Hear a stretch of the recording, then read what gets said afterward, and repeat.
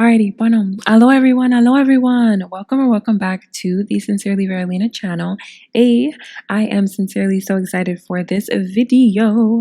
So on this channel, if you don't know, I discuss topics such as healthy relationship dynamics, childhood development, self-care, foster care, emancipation, personal growth, and much more. So feel free to take a seat in the virtual comment section and engage with the video if those topics interest you. Oh my gosh, I just realized I've been saying that wrong. I don't mean to say take a seat in the virtual comment section. I mean to say take a virtual seat in the comment section because you can't take a physical one. But yeah, my bad on that one. Anywho, so in this podcast style video, I want to discuss the next poem on the list. I want to talk about my poetry collection titled Things I Never Said. If you have the poetry collection, go ahead, bring it out now. Bring out the Bible. Yes. If you don't have the poetry collection, that's okay. You can purchase it using the link in the description or comment section below if you would like to, of course. If you need to be persuaded, just wait to the end of this video, girl. Yes, it's coming along. Yes. So, first of all, I would just say this. I was not sure that I was going to do this one because my plan isn't exactly to read every single poem. But if you like the sound of my voice and you like to hear me read, then hey, enjoy it because I may not do every single poem, okay? I'm just, I'm trying here. I'm like, I want to be generous and like read every single poem, but at the same time, I don't want to spam your feed with all these videos about my poetry collection, you know. But I also want to make sure for those of you who have supported the poetry collection and for those of you who own it and who are interested in my story and the conversations that I want to have on this platform, to be able to have a space to talk about it, So that is why I'm going to continue with the next poem on the list, and that is the poem titled 1227. I will do my best not to make this one long because I don't really have too much to say. This one is more lighthearted, thank goodness. So yeah, man. Okay, so another thing I will say before I get to reading, oh yes, as I will say my usual disclaimer, which is if you don't want to hear me read the poetry, it's okay. Just move on. Click the timestamp if it's listed in the description, or YouTube may I think it's called automatic chapters. YouTube may place automatic chapters on the video. So just fast forward or move your cursor around and you'll be able to see when this is over. I also will put like a little book on the screen. So when you no longer see like the book with the pages turning, for those of you who are looking at this in video format and not listening on a different platform, then that's how you know I'm not reading the book anymore. That's how you know I'm just doing the poem overview portion of this video. Alrighty. So, okay. Now, if you have your Bibles, turn to page 10. I'm just kidding. I really don't think my poetry collection is anywhere close to the Bible. Just, I grew up in the church. That's what the references are from. Okay. Alrighty. All right. I hope everyone is on page 10 by now, because I am. Buenísimo. All right. This poem is called 1227. 98 years, 12 months, 27 days into the 20th century, I gave Mother Earth an ode to my existence in the form of cries as I emerged from an airtight atmosphere. When birthing me, my mother couldn't have predicted that as our plot thickened, time would deliver us a sadness, or that someone would rob me from cradle with intentions, like rock-a-bye baby in the name of Child Protective Services. Family has changed immensely since then. It looks nothing like me. Oh, but it carries the kind of love you cannot purchase, the kind of love you must find in yourself. A love without strings, apologies, or conditions, merely the expectation that I will open my arms to its embrace one day. This is an ode to that love, for every year it replenishes my roots as I outgrow what has me grounded. That love thrives with me through the cries, so that I wilt, I rise, I bloom, and celebrate during the 12th month on the 27th day of every year in the 21st century. 1227. Let's all take a communal or a collective deep breath. Inhala, exhala. Okay, like I said, this one is like way more lighthearted than the last couple of poems or the last couple videos. Yeah, I know. So that's why I won't make this too long. What I will say is that I decided to dedicate a poem to my birthday for two reasons. Well, one, if you read the synopsis on the back of the book, then you will know that I specifically said that the poems in the collection chronicle my life, or the first 18 years of my life. Because, I essentially wrote the book when I was 18. Some of the poems are written like a couple years before then, and the poetry collection was published after I turned 19. So yes, it chronicles the first 18 years of my life, my adolescence and my childhood. And of course, it made sense to start with how it all started, which was my birthday. Yes. But the other reason I decided to do this poem is because for the longest time, my birthday didn't even mean anything to me. And I mean that like respectfully. I'm not saying that like, I thought like my birthday was just, crap, but really it was just another day. Oftentimes when my birthday came around, my younger siblings would have to remind my parents that it was my birthday. When I first came to meet my parents, or when I was reunited with my parents around the age of like 7 going on 8, we did have a joint birthday party, for myself and for my younger brother. And I actually wrote about that specific incident because there was a, pretty traumatic incident that happened on that day. And I have a scar from it. I dedicated an entire poem to it. That poem is called The Knife Incident. So if you've read that poem, I'm connecting the dots for you, girl. Yes.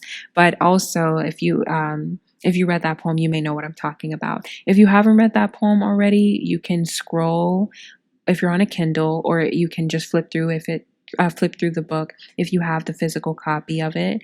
I believe that poem is in part 2 of the book. Yes, because part 2 is specifically about my time with my biological parents. So yes, you can go to part 2 and you can find the poem called The Knife Incident, and you can read about what I'm talking about.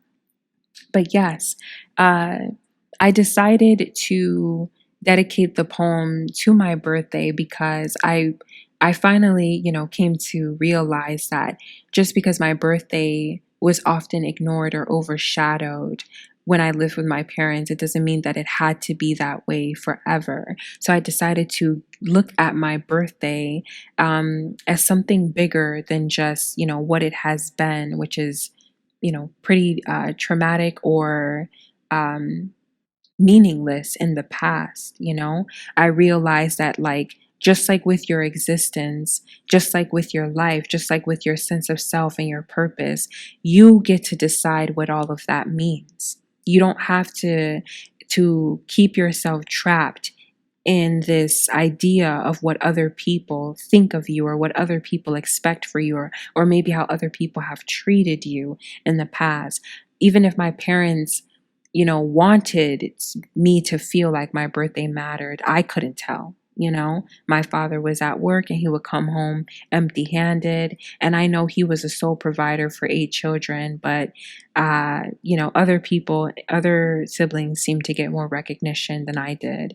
And, my father was able to bring a cake for my brother. He was able to bring something for other kids in the house. So I did take it personally. And it did make me just think that like, I just didn't matter. Like my parents just didn't care. I didn't think it was just that we were just so poor. No, I really just thought like they didn't care. Like my mother didn't even remember my birthday. And of course, like given other things I went through, like abuse and neglect and, bullying and what have you, I thought that maybe when they ignored my birthday, it was because they just really didn't like me. I really thought my parents and my siblings really didn't like me. I mean, as you listen to my experiences over the course of these videos about the poetry collection, you may get the same vibe. If you've read the poetry collection, you probably get the same vibe. But yes, the stories will come as the videos are rolled out. So we'll get to that later. I think that with the I think specifically with this poem, what I was trying to do is change the narrative specifically of what I mean to myself or what my birthday means to me and what my life means to me. Looking at my birth as like an ode to my existence in the form of cries that I give Mother Earth is so poetic. If I do say so myself, like I think that is so poetic and so cute. And it also, the way I looked at it is like, when you come into this world, like yes, you mean something to the family that you are connected to, yes, but now you have a personal relationship established with this earth. So no matter where you go, you have a connection with the earth. No matter how many friends you lose or how many people come and go in your life, you have that relationship with Mother Earth, the earth that exists, that allows you to exist, the universe and the spirit, or the God, as some people may say, that allowed you to come into this world. So don't think so small of your birthday. It's not to be egotistical and think like, oh, I'm this and I'm that. Like my birthday means more than the next person. No, there are plenty of people who were born on the same day as me, around the same time as me. I'm not saying like I look at my birthday like it's, the holy grail or like it's a holiday or something like that. I'm just saying, like, even if you don't have, I'll use myself as an example, even though I didn't really have, um, a family that acknowledged my birthday like it meant anything. I know to Mother Earth it means something. I know to God my existence means something, and that's why I'm here. That's why I'm still here. That's why I was allowed to be here.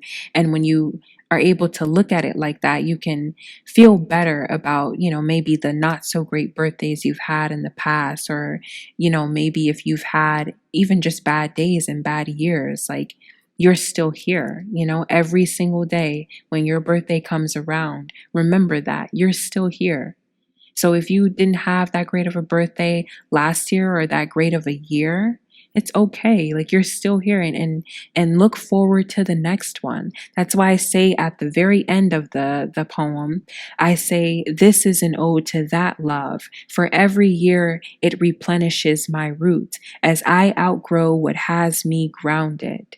That love thrives with me through the cries. That love, okay, that love that the universe shows you by keeping you alive. That love that you learn to show yourself as you go through the ups and downs in life. Every single year, it's that love that replenishes you. It's that love that keeps you going. It's that love that exists within you and refreshes. I said that love thrives with me through the cries, that love, that loyalty to yourself, that care that you have for yourself, if you practice self-care, of course. That I said that love thrives with me through the cries, so that I wilt, I rise, I bloom, and celebrate during the 12th month, on the 27th day of every year, like, oh, it's so poetic. If I do say so myself, you just may have to read it and reread it for deeper meaning, because I am a bit of, a deep writer. Like I have that thing where you kind of have to read my poems multiple times, and you'll see like there's the meaning on the surface level, but then there's deeper meaning there. The stanza that I wrote right before that, where it says, "It looks nothing like me, oh, but it carries the kind of love you cannot purchase." That was in reference to the what I said before about how like family has changed immensely since then, like since Child Protective Services came into the picture and severed everything. Family has changed for me, like what it means to me. I understand, and even wrote in a different poem in the collection, that biological blood means nothing unless you want it to. That's what my experiences in foster care and my experiences as an emancipated minor and living with my parents. That's what it taught me. That biological blood literally means nothing unless you want it to. That's why people can give birth to a child and go put that child in the dumpster, give birth to a child and go put that child right in front of somebody else's doorway. It's because the fact that you are biological relatives doesn't mean anything unless you want it to mean something. It's true. At least, you know what? I won't speak matter of factly. I would say, or I don't think matter of factly is a correct term. I think it's just matter of fact. But yes, I won't say it as if it is matter of fact. I would just say, like, in my opinion, um, family doesn't really mean anything to people unless they want it to. It's a personal choice for family to mean something to you. And what I will say is that it is also a personal choice who your family is. You cannot pick the people who are biologically related to you, but you can pick the people who you consider family. So utilize that power. Don't act like you have to sit there and tolerate people just because y'all are a part of the same bloodline. You don't have to tolerate them. You can choose who your family is. When the holidays roll around, I know Thanksgiving is around the corner, like all of the, winter holidays in December are coming up, if you live in the United States, I understand, that that's usually the time that families gather and you make yourselves sit through these uncomfortable dinners and these uncomfortable moments just so that you can post on your timeline and feel like you're like everybody else, and all of the toxicity and discomfort gets swept under the rug, and everybody puts on a little, half smile to make it through the night. And you don't have to do that if you don't want to. Either have the conversations and be dedicated to having healthy relationship dynamics with one another, or just go put yourselves around people who you enjoy being around. Save everybody else the awkwardness and the heartache. Do everyone a favor and just talk about it. Get the toxicity out of the air and out of the family for once and for all, if you care enough, or just, go put yourselves around people you enjoy. You have that right. If you want to spend the holidays, for example, with your friends instead of your toxic relatives, don't let people make you feel bad about that. People have their own lives. They have the right to do with their lives what they want to do without negatively impacting and harming other people. So you don't owe anybody anything with your existence that you have been given due to the universe that granted you and the people who came before you and the people who came before them, the right to have. You have your own life. You can do with it what you want to. And your birthday is a reminder every year that you're here, you're breathing, you've been given yet another lap around the sun. So enjoy it. Enjoy every day, enjoy every minute, enjoy every hour that you can. Because sometimes you're not going to like life. Sometimes you are going to be annoyed with being alive. It's okay, it's normal. But make sure that your existence means something. Okay, because you have to mean something to somebody, or you have to mean something to somebody or something out there because somebody created you, right? Something created you, something created your bloodline. So you mean something. Even if you don't feel like you mean something to other people, you mean something to somebody or something that is greater than you. Whether you want to call that God, Allah, whoever, okay, whoever. You mean, and most of all, I will say this, you should mean something to yourself. If you don't feel like you have people in your life right now, or you don't feel like, if you don't feel like you're celebrated the way I wasn't really celebrated when my parents knew me and when I lived with them, that's okay. Because I learned to celebrate myself, I learned, like, when it's my birthday, I give myself gifts. What am I going to wait for other people to give me a gift for? They don't have to. I give myself a gift. I give myself the pat on the back. I give myself a hug and say, Felicidades, girl. Congratulations, girl. You made it around the sun. Otra vez. You made it around the sun for another year. Good job. Be happy about that. Even if life didn't go the way that you wanted to, guess what? It rarely does. It rarely does for any of us. But be happy about it. You made it. Congratulations. You did that. And just dedicate another year to greatness because you have the ability to enjoy it. Enjoy your life as much as you can. Make sure you dedicate your existence to something. Like don't sit around and feel sorry for yourself all the time. It happens, but don't stay in that place. Enjoy your existence, enjoy your life, enjoy your birthday. If today's your birthday and you're listening to this, happy birthday to ya. Hey, happy birthday to ya. Okay, happy birthday to you, girl. Feliz cumpleaños a ti. Okay, like celebrate yourself. Celebrate yourself if nobody will. Celebrate yourself even if they will. Celebrate yourself because you can and you will.